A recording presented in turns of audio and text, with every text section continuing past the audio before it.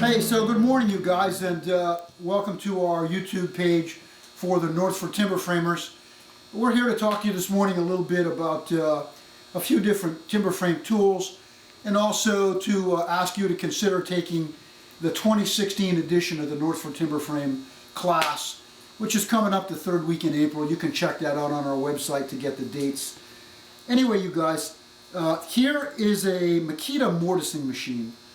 So at class we teach people to lay out their mortise and tenon joinery, of course by hand, and execute those joints by hand also, by drilling holes, and then with mallets and chisels and corner chisels, shaping out the mortises, and paring down the tenons by hand, using a saw.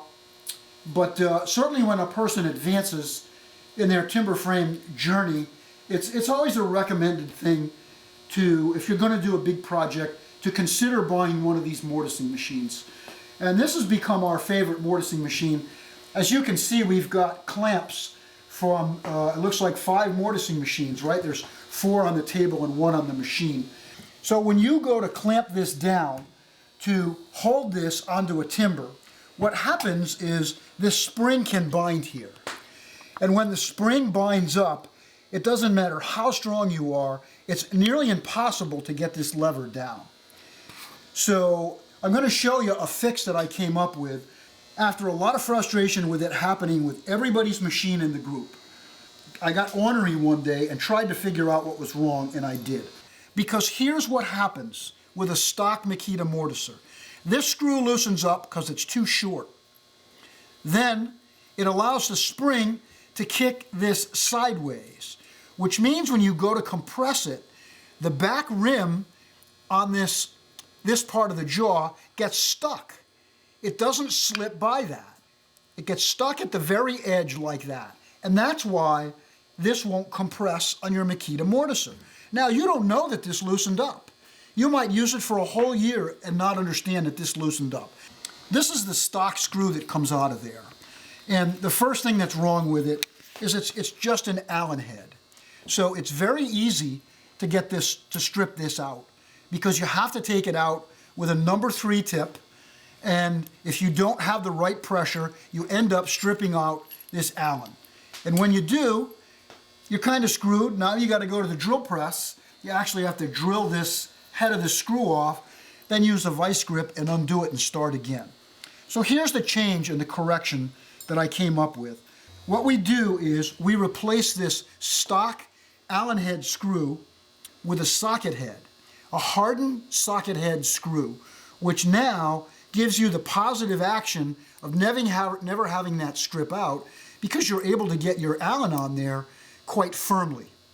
The next thing is that we adjusted the length of the screw. It's longer by what looks like about ½ an inch. From the shoulder of the socket head to the end of the threads is about 1.5 inches to 1 5/8 inches. So in millimeters, it's 40 millimeters. But it measures about 1 5/8 inches long. You need to go with a 6 millimeter lock washer and a nice flat washer too. So the combination of the M6 by 1 5/8 inches of shaft length, an M6 lock washer, and then a nice flat washer, it's pretty simple to load that back up in there.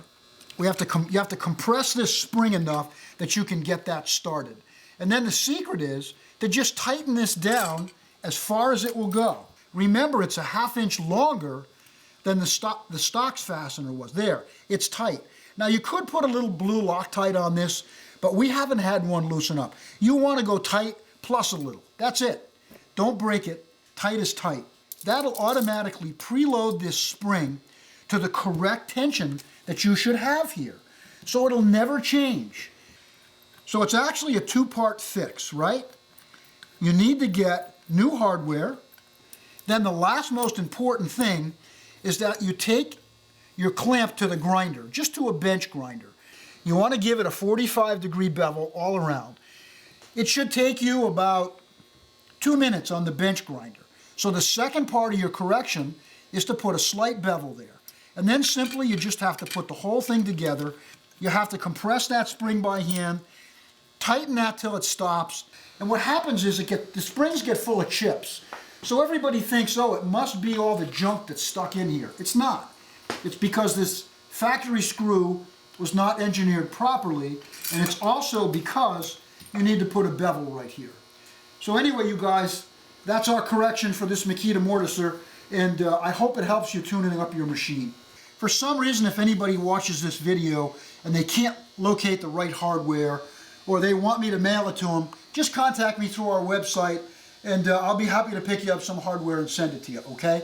Anyway, there's 3 that have already been corrected.